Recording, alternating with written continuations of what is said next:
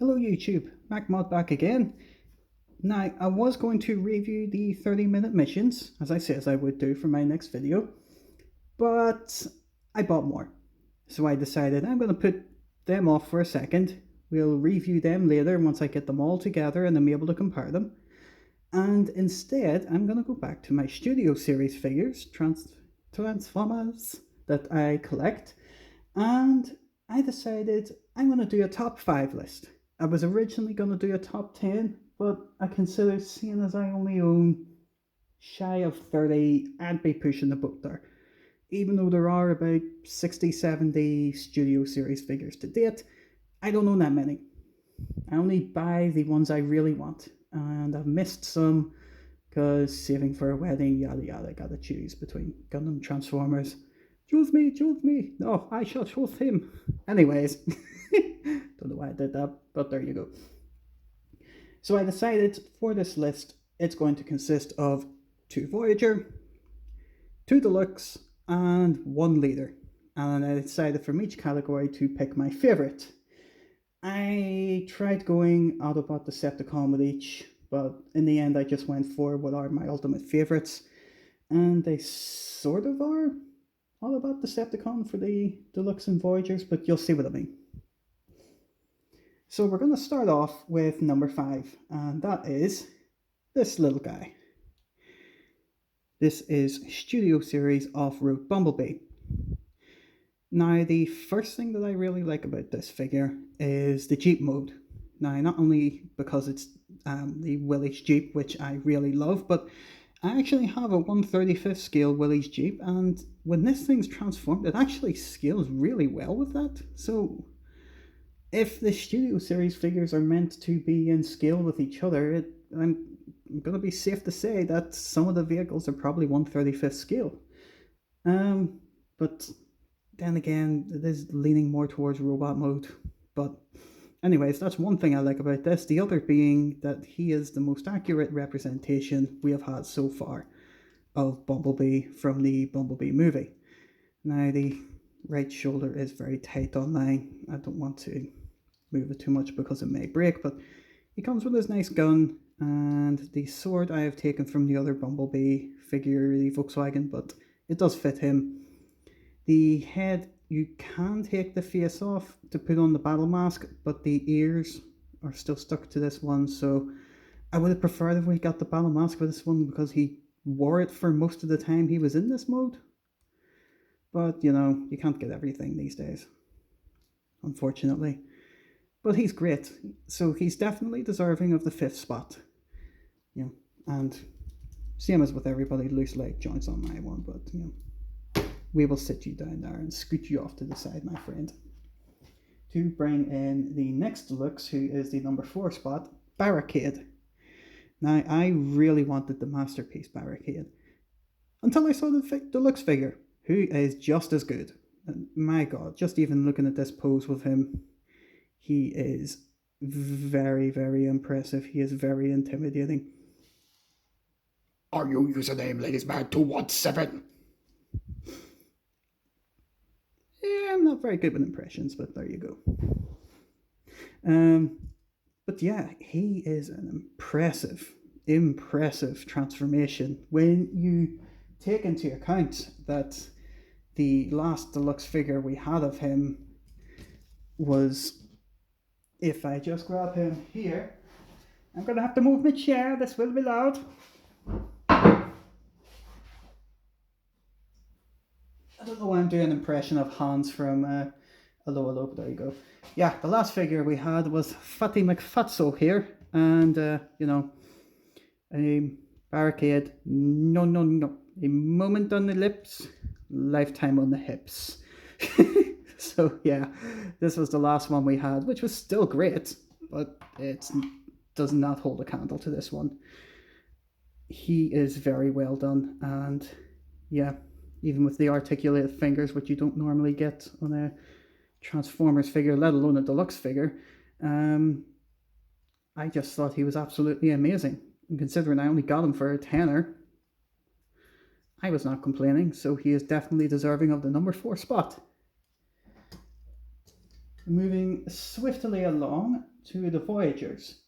The number 3 spot, it was a difficult one for me. I'm not sure which of these ones I really wanted to put in this spot. But I came to a decision, and that decision has only been made right now. No, Tweak and Miss Chuck's on Dick. If you get that reference, I love you. Anyways, we're going to say number 3, Optimus Prime from Bumblebee.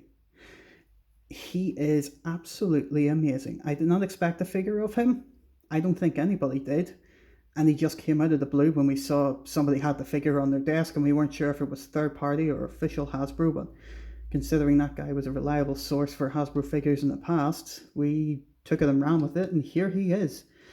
Now, he's not perfect, but he is absolutely fantastic. And his gun is this is what I expected with Optimus's weapon. This is very G1 weapon, whereas here we have the dinky little blaster we got with the original Voyager Optimus from Studio Series.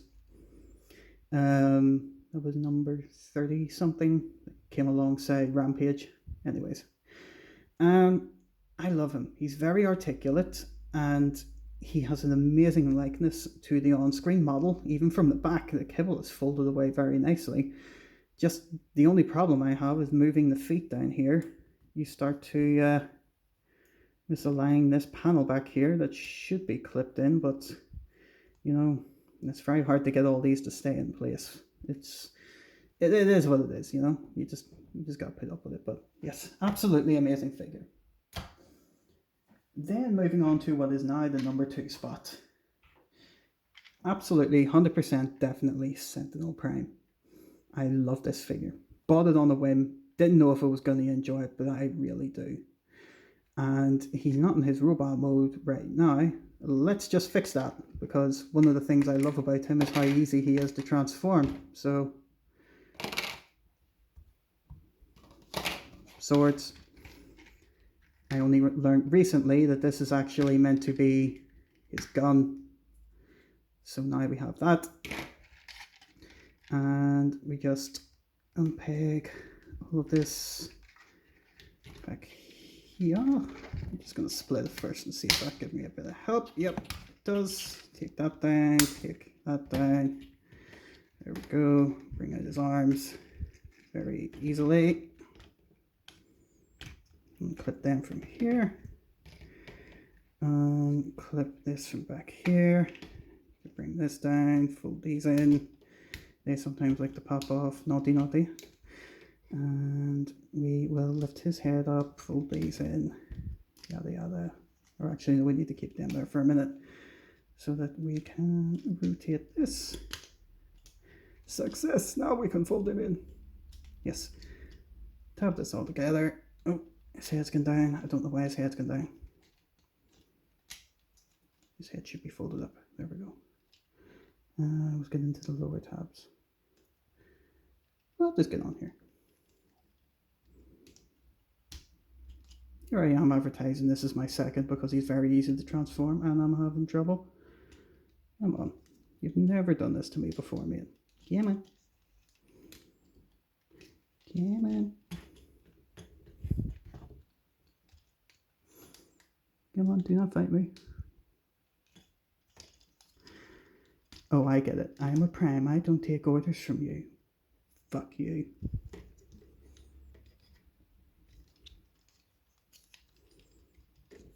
And almost. Just it won't rotate back. Looks like something's stopping it. Oh, there we go. It needed to clip in. That was my mistake. We bring these in, clip it in along this side, which is not clipping in now. Oh, it's not brought forward enough.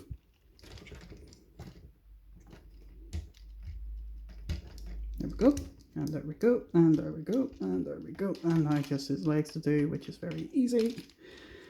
Tab this up into here to help stop his legs from flopping about. Bring this down to here, and his legs are just a simple case of lift this up and rotate, flip this panel out, rotate this, and bring that back down, bring this up and tap that into here, and same on the other side. So yeah, apart from my simple mistakes there, he is a very, very simple transformation, and it leaves you with an incredibly accurate robot mode. Like, it's really what blew me away was just, I love the leader class, absolutely love him. I have him still on my shelf now too, and he will stay there forever because he's still an amazing figure. But this just really takes the biscuit. You know, I know in England they say it takes the cake. Not quite with a Donegal accent, but you know, not sure what they say in America.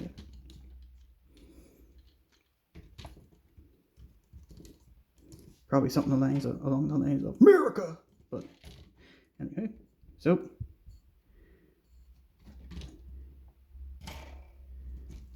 and now we have a Sentinel Crane who looks so damn amazing. Except for this. That's the only thing I don't like is the sword. But even still, this is the most accurate representation we've ever had of him. He has his bulk, he has his intimidating appearance, and the head sculpt in it is just, if I lift the camera, so good. We've even got the little decorative piece down the front there, his little sort of commander's chain kind of thing. I absolutely love him. He's so deserving of the second spot, so you must be wondering, what do I put in the first spot? And that's got to be the first Studio Series figure I ever bought. The one who really sold the line for me. Whenever he was first showing off, that was it. I knew immediately, I'm getting these figures. I'm going to be buying lots of these. And that is Stinger. No, I'm just kidding. It's not Stinger. Blackout. From the second I saw the first Transformers trailer and I saw him in it, I was sold. This was a Transformer. The first figure, they tried their best. And that Voyager was still amazing, but he was so small. And he was not quite right for what we see in the film. His legs were too skinny, with these big claws coming out the bottom instead of feet. He had actual hands instead of the big fingers we see coming down like he has here. And he didn't really have any of his weapons, whereas here you could almost say this was his machine gun. You have the propeller on the side of his arm. You have his missiles built in here, there, and everywhere. You've got the big rotating block up here that actually forms from the propeller blades. This is Blackout. This was, for me, the beginning of the end of my wallet. You could say. I've said that about many things, and I'm sure a lot of other people have. But even the fact that he came with an in-scale Scorponok, who, again, looks fantastic. As he's an accessory with this, I'm not counting him as a separate figure. So we'll just put him there. He just has his little tail, little ball-jointed feet, and these little swivels here. So that is my top 5 Studio Series action figures. Now, I intend to collect this line for a long time, because it has really impressed me that Hasbro have put this much effort in to action figures solely for fans. Because some of these I have not transformed in ages, like Blackout, because they're just very difficult. I think his review that I did is one of the longest ones I have done because of how long it took me to transform it, and I actually had to edit bits out because I was making mistakes here and there. If I was the age I was when his toy first came out, and this is the one I was being given, I would not like these figures. But as having now been 13 years ago, and this is what we have now. I'm incredibly satisfied with this line. So I hope Hasbro keep this going. I've seen they've just announced Leadfoot, who's a Target exclusive. Fuck's sake, yeah, as a UK fan, I can say that. But yeah, these are definitely my 5 favourite of everything I have on the shelf of Studio Series figures, and I'll see does anyone want me to do a follow-up video with maybe top 5 HG kits, top 5 other Transformer lines, see what I can do. See how the popularity goes with this. Drop me a bit of feedback in the comments. And if you want to get any of these in the UK, I would suggest Kapow Toys, because their customer service is excellent, very fast delivery, and they normally get their hands on just about everything. I've had 1 or 2 things I've had to buy elsewhere, but apart from that, 99% of the Transformers on my shelf have come from them. So I'll drop a link to them down below, and that is Mack Mod Out. And as we say here in as we say in Ireland, and a lot here in England, get the fuck out of my house. Bye bye.